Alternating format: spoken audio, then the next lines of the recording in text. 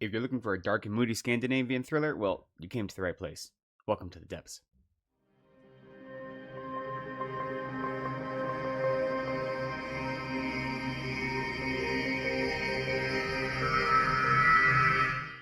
Hello, welcome back to Reading from the Depths. My name is Lecton. Thank you for spending some time with me. Today, I have a review for you of Blood Ties by Jo Nesbo. This is being published by Knopf in February 2025, and I received a complimentary copy in exchange for an honest review. So let me start by saying this is actually a sequel to a book called The Kingdom. Now, you don't actually have to have read The Kingdom to read this book, because the entire plot of The Kingdom is summarized throughout this book. Now, I think that I won't be spoiling any of The Kingdom with my review right now, but if you do want to read The Kingdom, you definitely should read that first, because this book literally goes through the plot point by point and spoils it.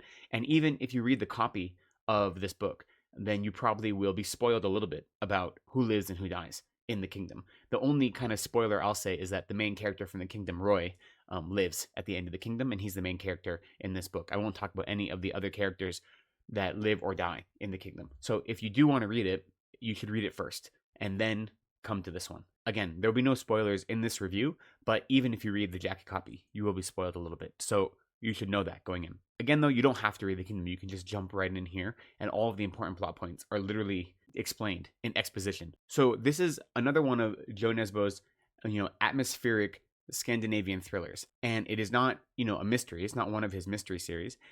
It's not a procedural in that way, but it does have these really dark and ominous vibes. And what Nesbo is really great at doing, and which he shows off here, is he's great at creating this slow burn, really dense atmosphere. And he really puts you in a place, and he populates it with really interesting characters. So, the atmosphere of this is like there's an underlining current of violence all the time. This really dark, brooding violence that's just barely contained throughout the whole story. And the characters in this are great. All of the characters, our main character Roy, but then all of the ancillary characters. And somehow he manages to make these characters fit into the archetypes of a small town, because they are in this small Scandinavian town called Os, and everything takes place in Os. Os is the kingdom, like the titular kingdom. Everything takes place in this small town. All the characters somehow fit into one or another of a small town archetype, yet they never feel flat. They never feel forced. They always feel genuine. They feel lived in. They feel complicated. They feel very captivating. So you get invested in all of the characters and all of the many kind of little side stories or side lives that are happening around our main character, as well as our main character story. So it's really, really skillfully done, the way characters are built and the way characters are used to help create this sense of atmosphere and this sense of place. Like I mentioned, this is very much a slow burn kind of story, which I think is common with a lot of Nesbo's stories. The sense of danger and the sense of catastrophe is always lurking. There's this insidious nature to it, but it is very compelling in that way, and it pulls you in, and it really traps you in this small town. This small town, which is filled with hopes and ambitions and secrets and darkness and distrust, So Nesbo does a great job of making the small town seem like the whole world. And that is the interesting thing about this story. The characters in this story, for them, they might have these huge, ambitious dreams, or they might be petty and vindictive. They might be trying to resolve grudges that have lasted their whole lifetimes. Yet for them, it is this huge world, right? And yet the story is contained to this small town. This small town is their whole world, which is really beautifully done. This real palpable love for living in a small town, and how that small town is still the center of your whole world, that comes through really clearly, and it's relatable, even if you've never been to a small Scandinavian mountain town, right? So there's something about the way the characters in the town work together that I think is really, really skillful, and it draws you into the story. The writing, it is really compulsive. Like, the writing is straightforward, yet it's playful. And Nesbo isn't afraid to hide something from the audience when he has to. So, like I said, it isn't a mystery. You're not trying to solve who did it. You know kind of the parameters, and you're trying to see if our character will be able to meet his aims versus whatever obstacles come his way. And so Nesbo hides little things from the reader, which could be annoying, yet he doesn't do it in any grandiose way, and the story is littered with reveals throughout the whole narrative. So it isn't like he hides something important only to reveal it at the very end as like a deus ex machina. No, there are little plot points or little things that he hides from the reader. The reader doesn't have an omniscient point of view, but he hides them only to reveal them very shortly later. So there are a lot of little setups and then resolves throughout. So there's this playfulness to the writing that I really appreciate.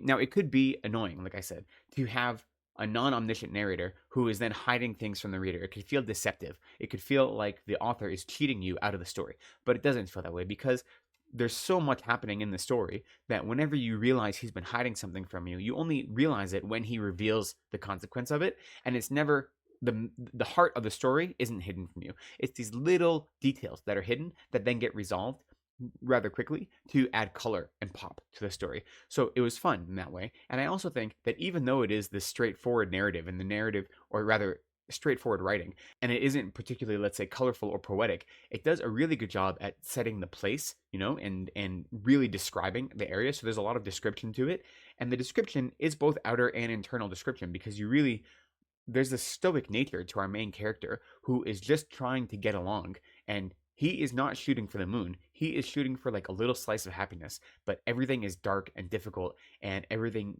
keeps getting in the way, especially the people around him. What Nesbo does with this straightforward writing is he manages to play with metaphor, especially on a thematic level, that I think is really interesting. It keeps you engaged, and it like sinks you into the story. An example of that is, our main character is dyslexic, yet he loves classical literature. And so just like the simple internal struggle he's always going through because of those two characteristics, the story is filled with little things like that. So at a metaphorical level, you see these characters fighting themselves, and it really works to develop the themes of the story. So metaphor is played with on that scale, and I think it adds to the story. It makes it really commanding in that way. Now, I will say that the plotting of this story is where it lost me a little bit, and where I couldn't quite fall in love with it. The first half of the story feels very methodical and slow. It is setting up all the dominoes to fall. And in being so methodical, it isn't very emotional. And, part of that lack of emotion is that the way our main character, Roy, experiences the world, he has to distance himself from his emotions, from his wants and his desires, because every time he wants something, it gets spoiled, right? Every time he has a desire that he's shooting for, something gets in the way of it. So he has this emotional distance. And so the whole first half of the story, where there is this like bureaucratic plotting, that is necessary to set up the dominoes for what's eventually going to happen, it feels in line with his character. So it works that way on a character level, but it just isn't the most exciting thing to read about. There's a lot about property rights and about, this bureaucratic stuff that really feels like you're setting up a plot only for things to happen later. And sure enough, by this back half of the story, there start to be obstacles. So all the things that they set up so perfectly don't happen the way they want them to happen, because life gets in the way. And that becomes interesting. That becomes exciting. So the plot really picks up on the back half. But the first half was a little slow. It was intricate and well done, and it went a long way to developing character and to developing atmosphere. But it wasn't quite as gripping as the back half. The back half is when things really started popping off. So the plotting, I think, was a little bit uneven in that way. And that did keep me out of it a little bit, especially since I had already read The Kingdom. In the first half, you get the retelling of the story of the kingdom, not like at once, but in little bits and pieces whenever it becomes necessary for the plot. You learn about something that happened in the kingdom, and it's just straight exposition kind of explaining it, which gets a little repetitive if you've already read The Kingdom. It's useful if you haven't read it, obviously. So yeah, I think the plotting could have been handled a little bit better. I think it wasn't the finest point of the story. For a kind of small town thriller, there are a lot of ideas in this story. The story is looking at ideas of ambition, of what it means to be happy, what it means to live a happy life, what it means to be invested in family, and how family can be your greatest source of strength, but also like your greatest weakness at the same time. And there are lots of ideas then of loyalty and regret that are mixed in with all that. And so having this very stoic main character who's just trying to get along, who has these personal ambitions, but he is afraid to nurture them, who has these kind of goals, these wants, these needs, but even though he's like this big, strong, silent character who's always caring for others, he's afraid to ever do anything for himself, because every time he has, it's gone wrong. And he spent his whole life, as you find out in the kingdom, trying to take care of his younger brother, who was a character that showed up in the kingdom at the beginning of the kingdom and created a lot of the problems in that first story. So he's a caretaker of a character who is afraid of going after what he wants. And whenever he does, things seem to go badly. So there's this interesting balance of trying to live a happy and content life and recognize that this small town, which only has a few thousand residents, may be very small potatoes in the grand scheme of things, but for you, it's your whole world. So how can you find contentment in that? And how can you find contentment when all of your happiness is built on violence and lies that have pervaded since your youth? So it plays with these interesting ideas, and there is like an emotional depth to the story that I really appreciate. It gives you a lot to kind of chew on. At its heart, though, like I said, it is a small story. It is a small story that is contained in this small town, and it shows what happens when big city ambitions and small town living kind of clash. and what it means to live in this dark, dreary place. Is it possible for the sunlight of your hopes and dreams to ever shatter the dreariness of this kind of small town darkness? In the end, though, it is a fun thriller. It is a slow burn.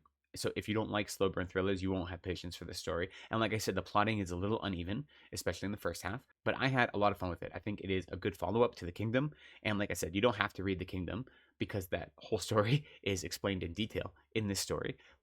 But even if you read them back to back, I think it's a good follow-up.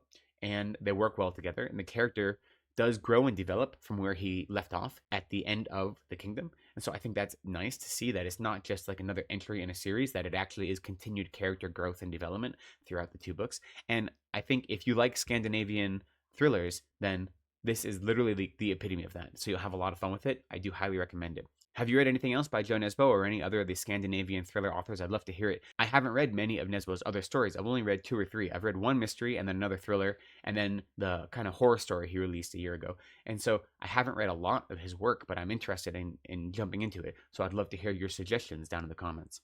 But for now, that's all I have. So thank you for spending some time with me today. I appreciate you. Please be kind to yourselves. Take care of each other and go slowly.